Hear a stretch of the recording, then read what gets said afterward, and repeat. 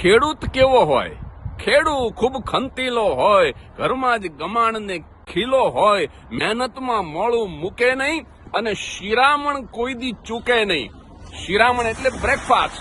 અને ખેડૂત ઉર્ફે કિસાન ઉર્ફે કણબી ઉર્ફે પટેલ કેવો હોય તો સાહેબ કોઈ દિવસ જે મહેનતમાં આળસ ન કરે, ખૂબ ખંતીલો હોય. અને મને વિશ્વાસ છે કે ચંદ્ર ઉપર જો ભવિષ્યમાં મોટેલ થાય તો એ સાહેબ ગુજરાતીની થાય એટલું જ નહીં પણ પટેલની થાય. અને વ્હાઇટ હાઉસની અંદર ભવિષ્યમાં જો કોઈ ગુજરાતી પ્રેસિડન્ટ આવશે અમેરિકામાં તો પણ એ પટેલ ભાઈડો આવશે. કારણ કે પટેલ છે ને સાહેબ, એના લોહીમાં મહેનત છે.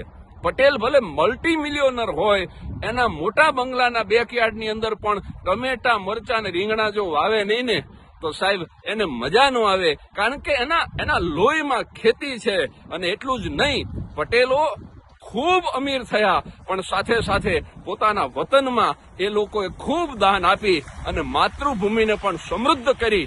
અને માત્ર 50 વર્ષની ઉંમરે જો હું અર્થ ઉપાર્જનનો ત્યાગ કરી શક્યો હોય તો એમાં અમેરિકામાં રહેતા ગુજરાતીઓ અને ખાસ કરીને પટેલોનો હું હૃદયથી આભાર માનું છું. જય જવાન, જય કિસાન.